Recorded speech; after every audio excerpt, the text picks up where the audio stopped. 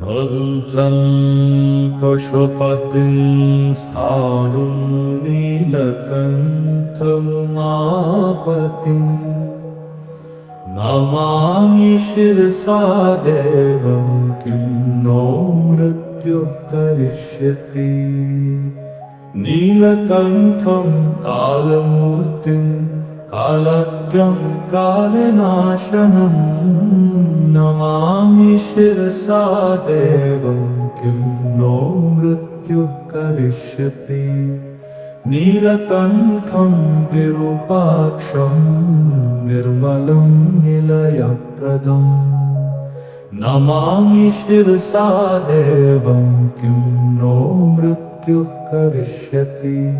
वामदेवं महादेवं लोकनाथं जगद्गुरुं नमामि शिरसा देवं किं नो मृत्युः करिष्यति।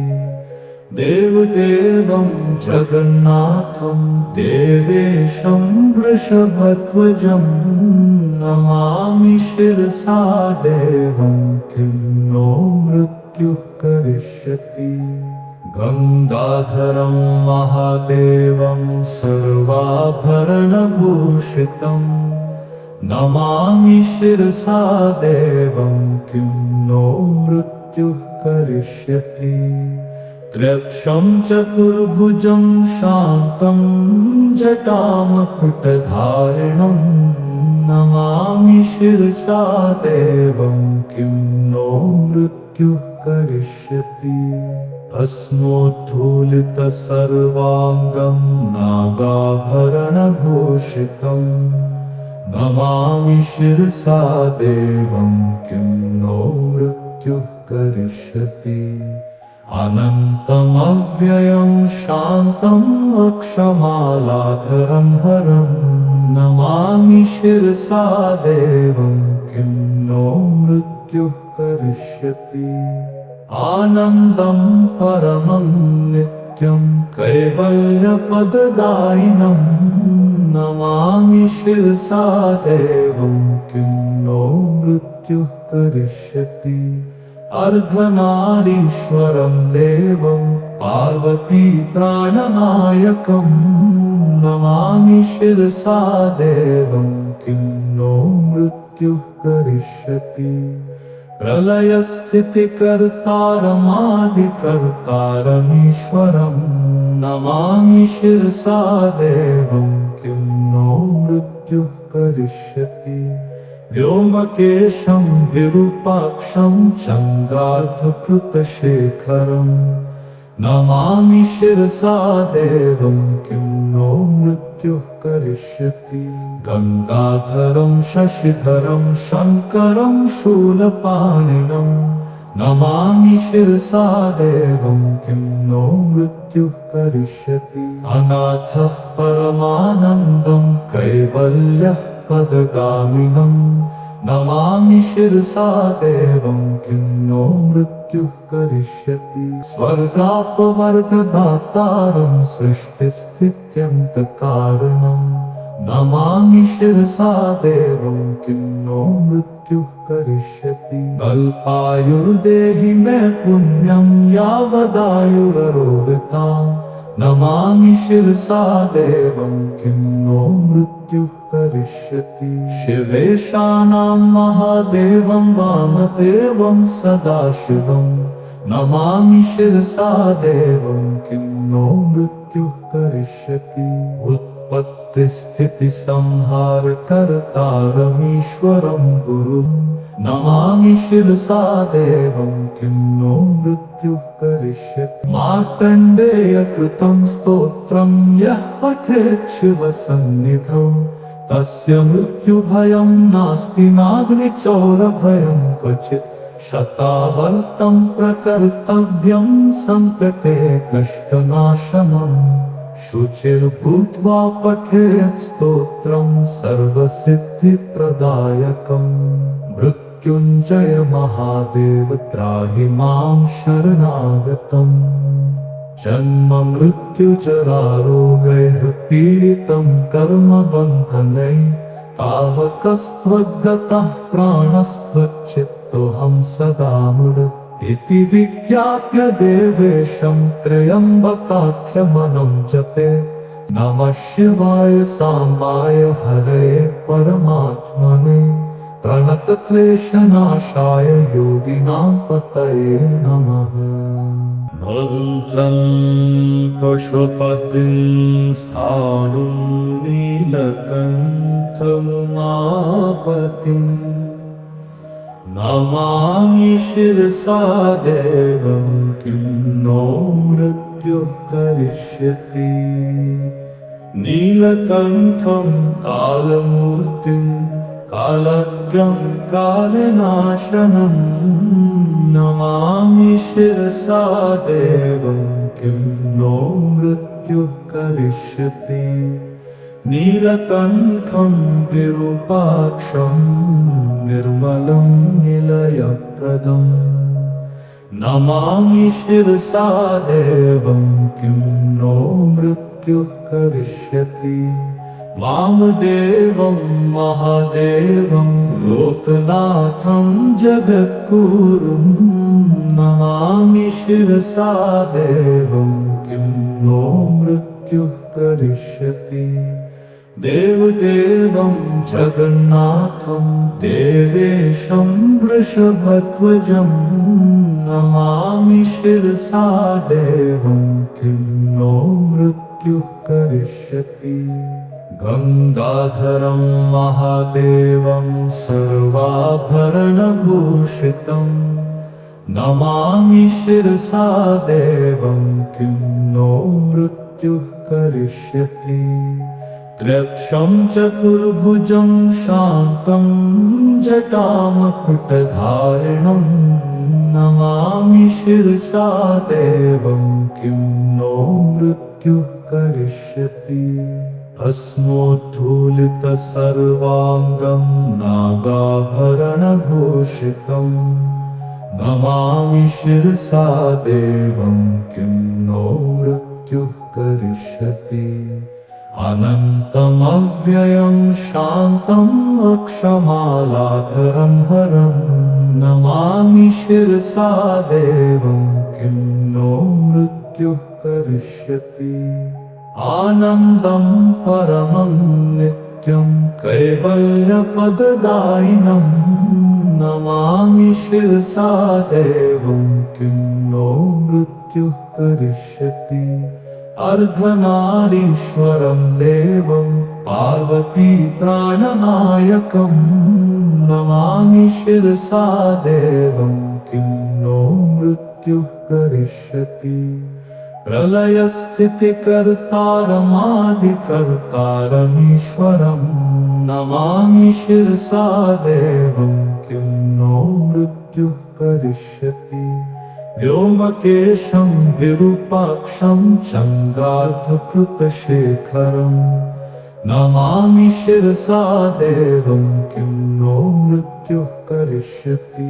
गंगाधरं शशिधरं शङ्करं शूलपाणिनं नमामि शिरसा देवं किं नो मृत्युः करिष्यति। अनाथः परमानन्दं कैवल्यः पदगामिनं नमामि शिरसा देवं किं नो मृत्युः करिष्यति। स्वर्गापवर्गदातारं सृष्टिस्थित्यन्तकारणं नमामि शिरसा देवं किं नो मृत्युः करिष्यति। अल्पायुर्देहि मे पुण्यं यावदायुररोगतां नमामि शिरसा देवं किं नो मृत्युः करिष्यति। शिवेशानां महादेवं वामदेवं सदाशिवं नमामि शिरसा देवं किं नो मृत्युः करिष्यति।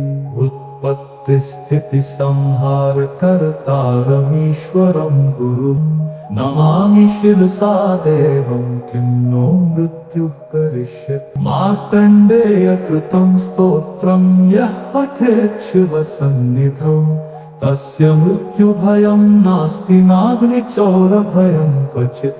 शतावर्तं प्रकर्तव्यं सङ्कटे कष्टनाशनम् शुचिर्भूत्वा पठेत् स्तोत्रं सर्वसिद्धिप्रदायकम् मृत्युञ्जय महादेव त्राहि मां शरणागतम् जन्म मृत्युजरारोगैः पीडितं कर्मबन्धनैः तावकस्त्वद्गतः प्राणस्त्वच्चित्तोऽहं सदा मृत् इति विज्ञाप्य देवेशं त्र्यम्बकाख्यमनं जपे नमः शिवाय साम्बाय हरये परमात्मने प्रणतक्लेशनाशाय योगिनां पतये नमः।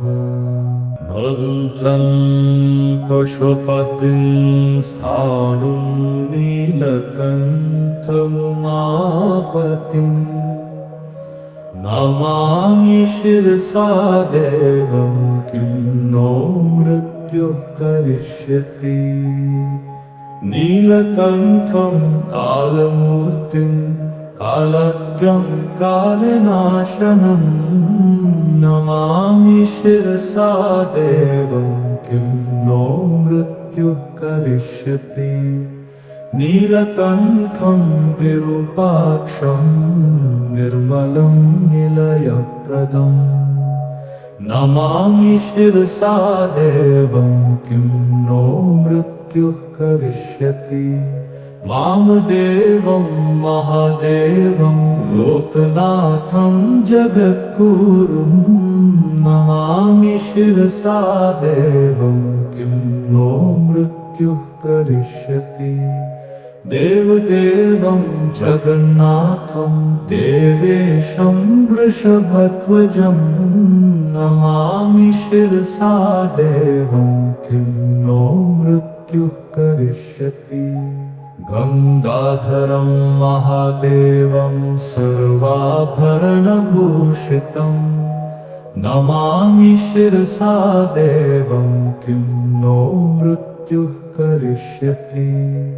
त्र्यक्षं चतुर्भुजं शान्तं जटामकुटधारिणं नमामि शिरसा देवं किं नो मृत्युः करिष्यति। भस्मोद्धूलितसर्वाङ्गं नागाभरणभूषितं नमामि शिरसा देवं किं नो मृत्युः करिष्यति। अनन्तमव्ययं शान्तम् अक्षमालाधरं हरं नमामि शिरसा देवं किं नो मृत्युः करिष्यति। आनन्दं परमं नित्यं कैवल्यपददायिनं नमामि शिरसा देवं किं नो मृत्युः करिष्यति। अर्धनारीश्वरं देवं पार्वती प्राणनायकं नमामि शिरसा देवं किं नो मृत्युः करिष्यति। प्रलयस्थितिकर्तारमादिकर्तारमीश्वरं नमामि शिरसा देवं किं नो मृत्युः करिष्यति। व्योमकेशं विरूपाक्षं चङ्गार्धकृतशेखरं नमामि शिरसा देवं किं नो मृत्युः करिष्यति। गङ्गाधरं शशिधरं शङ्करं शूलपाणिनं नमामि शिरसा देवं किं नो मृत्युः करिष्यति। अनाथः परमानन्दं कैवल्यः पदगामिनं नमामि शिरसा देवं किं नो मृत्युः करिष्यति। स्वर्गापवर्गदातारं सृष्टिस्थित्यन्तकारणं नमामि शिरसा देवं किं नो मृत्युः करिष्यति। अल्पायुर्देहि मे पुण्यं यावदायुररोगतां नमामि शिरसा देवं किं नो मृत्युः करिष्यति। शिवेशानां महादेवं वामदेवं सदाशिवं नमामि शिरसा देवं किं नो मृत्युः करिष्यति। उत्पत्ति संहार कर्तारमीश्वरं गुरुं नमामि शिरसा देवं किं नो मृत्युः करिष्यति। मार्कण्डेय कृतं स्तोत्रं यः पठेत् शिवसन्निधौ तस्य मृत्युभयं नास्ति नाग्निचौरभयं क्वचित्। शतावर्तं प्रकर्तव्यं सङ्कटे कष्टनाशनम् शुचिर्भूत्वा पठेत् स्तोत्रं सर्वसिद्धिप्रदायकम्। मृत्युञ्जय महादेव त्राहि मां शरणागतम्। जन्म मृत्युजरारोगैः पीडितं कर्मबन्धनैः तावकस्त्वद्गतः प्राणस्त्वच्चित्तोऽहं सदा मृत् इति विज्ञाप्य देवेशं त्र्यम्बकाख्यमनं जपे। नमः शिवाय साम्बाय हरये परमात्मने प्रणतक्लेशनाशाय योगिनां पतये नमः।